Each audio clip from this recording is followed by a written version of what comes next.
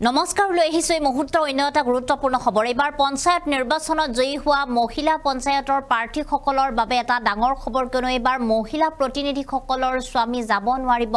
পঞ্চায়তলৈ ইতিমধ্যে এই কথা উল্লেখ কৰা দেখিবলৈ পোৱা গৈছে বিভাগীয় মন্ত্ৰী ৰঞ্জিত কুমাৰ দাসক কিয়নো ইতিমধ্যে বহু মহিলাই তেওঁলোকে নিৰ্বাচনত জয়ী হোৱাৰ পিছতে তেওঁলোকে নিজৰ দায়িত্ব পালন নকৰি তেওঁলোকৰ স্বামীসকলক আগবঢ়াই দিয়া দেখিবলৈ পোৱা গৈছে আৰু এই বিৰূপ প্ৰভাৱ দেখুৱা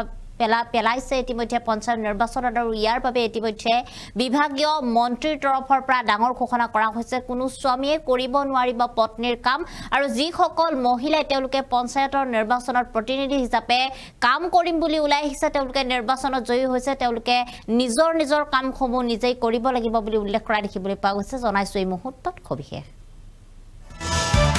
আমি জনাইছো এই মুহূৰ্তৰ এটা গুৰুত্বপূৰ্ণ খবৰ এবাৰ নৱনিৰ্বাচিত পঞ্চায়ত প্ৰতিনিধিসকলক লৈ ৰাজ্য চৰকাৰৰ বৃহৎ সিদ্ধান্ত এটা ডাঙৰ সিদ্ধান্ত গ্ৰহণ কৰা হৈছে চৰকাৰৰ তৰফৰ পৰা এবাৰ কোনো স্বামীয়ে পঞ্চায়তত আহি পত্নীৰ কামত হস্তক্ষেপ কৰিব নোৱাৰিব বুলি উল্লেখ কৰিছে পত্নীৰ হৈ স্বামীয়ে কৰিব নোৱাৰিব কোনো কাম পত্নীগৰাকীৰ কোনো কাম স্বামীয়ে কৰিব নোৱাৰিব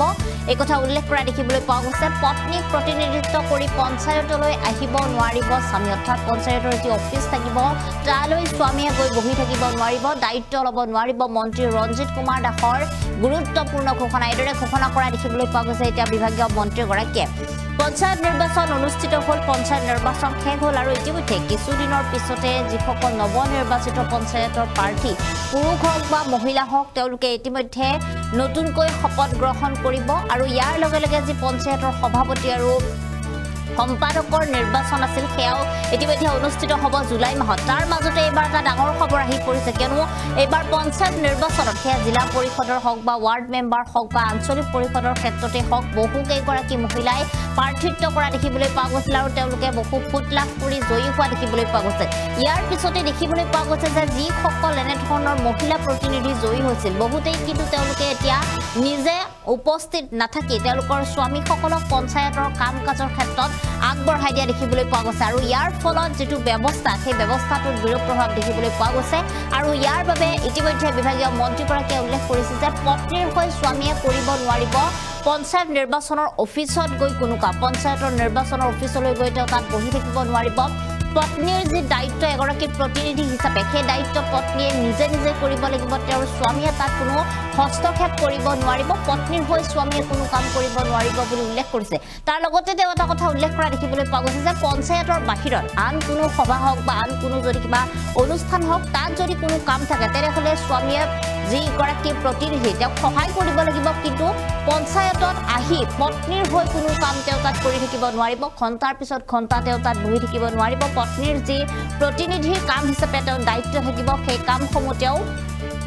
সম্ভালি ল'ব নোৱাৰিব এইদৰে উল্লেখ কৰা দেখিবলৈ পোৱা গৈছে বিভাগীয় মন্ত্ৰী ৰঞ্জিত কুমাৰ দাসক আৰু কিছুদিনৰ পিছতে ইতিমধ্যে এই সমগ্ৰ বিষয় সন্দৰ্ভত এখন নতুনকৈ নিৰ্দেশনা প্ৰদান কৰিব বুলি মন্ত্ৰীগৰাকীয়ে উল্লেখ কৰা দেখিবলৈ পোৱা গৈছে আৰু এটা ডাঙৰ খবৰ পঞ্চায়ত নিৰ্বাচনত জয়ী হোৱা মহিলা প্ৰতিনিধিসকলৰ বাবে কিয়নো আপুনি যদি নিজে নকৈ নিজৰ স্বামীক যদি আপোনাৰ কাম কাজৰ হস্তক্ষেপ প্ৰদান কৰে বা আপুনি যদি দায়িত্ব প্ৰদান কৰে তেনেহ'লে আপুনিও পৰিব পাৰে বিপদত আৰু এই মুহূৰ্তত আমাৰ হাতত মন্ত্ৰী ৰঞ্জিত কুমাৰ দাসৰ কিছু গুৰুত্বপূৰ্ণ মন্তব্য আছে সেই মন্তব্য আমি আপোনালোকক শুনাইছো আমি আগন্তুক দিনত আমি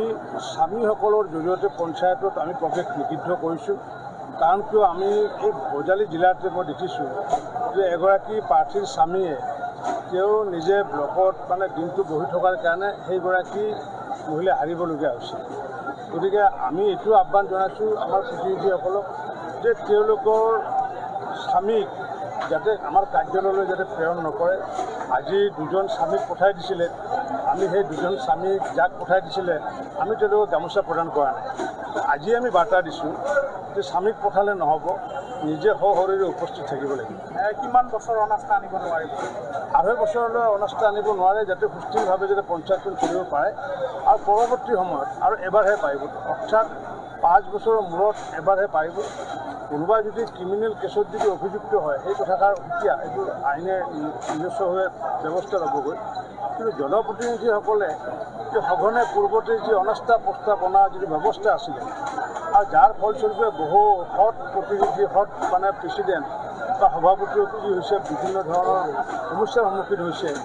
কিন্তু সেইকাৰণে আমি এই ব্যৱস্থাটো বন্ধ কৰিছোঁ যাতে সুস্থিৰ পৰ্যায়ত পঞ্চায়তে চলাব পাৰে। বহু কেইগৰাকী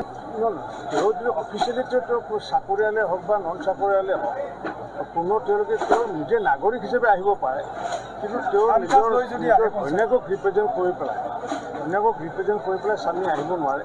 এতিয়া কিবা সভা এখন আছে, স্বামী আহি পেলাই বাইকেৰে লৈ গ'ল, সেইটো সহায়টো কৰিব লাগিব। কিন্তু সভাকক্ষত বহি থকা বা কাৰ্যালয়ত বহি থকা এই কামটো নহ'ব। আৰু ইতিমধ্যে মই বিডিঅ'সকলক মই নিৰ্দেশ প্ৰদান কৰিম যে যিসকলৰ স্বামীয়ে যাতে কাৰ্যালয়ত যাতে সোমাব নোৱাৰে তাৰ কাৰণে মই এখন নতুন নিৰ্দেশনা প্ৰদান কৰিম সকলো বিডিঅ'বিলাকক,